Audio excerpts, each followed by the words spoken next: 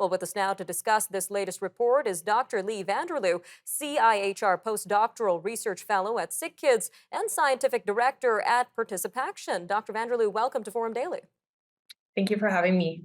Now, some of these findings weren't too surprising due to the restrictions of the COVID-19 pandemic. Now, considering that things are going back to normal, whatever that normal may be, do you expect a rise in physical activity among kids now? Yeah, absolutely. I mean, as you mentioned, the decreases that we reported with regards to physical activity levels and the increase in screen use weren't that surprising, given the way that we were living our day-to-day lives during that time, the various public health mandates that were put into place. But given that schools have returned for the most part to in-class instruction, we've been seeing an uptick in enrollment for organized sports, and definitely the continuation of leveraging the outdoor play spaces is definitely something we've been seeing.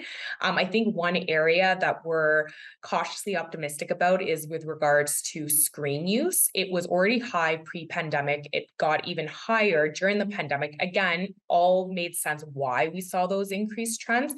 But now that we're kind of starting to beginning to navigate out of the pandemic, of course, the virus is still very much an issue here in Canada, but figuring out how best to balance responsible and healthy screen use is definitely an area that we want to further focus on and ensure that families, schools, and policymakers have the necessary supports in place to do that. Well, it's good to hear there is some progress. Now, what's really interesting in this report is that for the first time, the report card looked at wellness levels among minority communities, including Indigenous communities. So, how did the pandemic affect kids in that demographic in particular? Yeah, well, we know in general that members from equity deserving as well as equity denied groups were further impacted and almost from an exacerbated standpoint in terms of how various aspects of the pandemic did impact those various groups.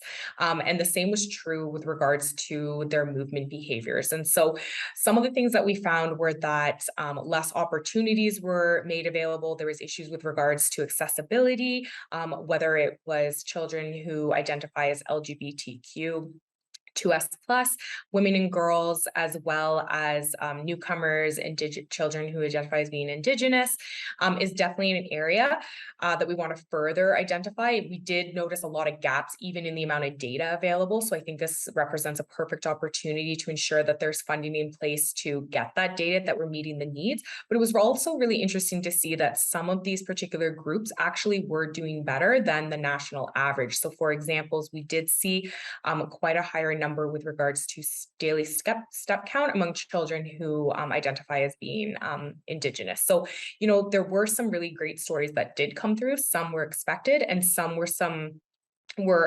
additional identified trends that do seem really positive that I hope are some lessons that we continue to take forward with us.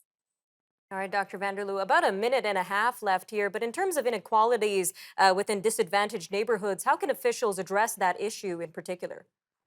Yeah, I think, it's one of those things is recognizing that the solution for physical inactivity and decrease or supporting healthy screen use habits is really a complex issue, and that it's going to take collective cooperation and coordination across a number of different levels of government, people in practice, the healthcare community, the education sector as well, to really band together to ensure that children and youth are being afforded environments that are conducive to physical activity, and really paying additional attention to some of those social determinants of health, making sure that there are issues such as around accessibility, inclusiveness of these environments aren't just focused on the physical environment, but the social environments as well. I think that'll definitely be one step in the right direction.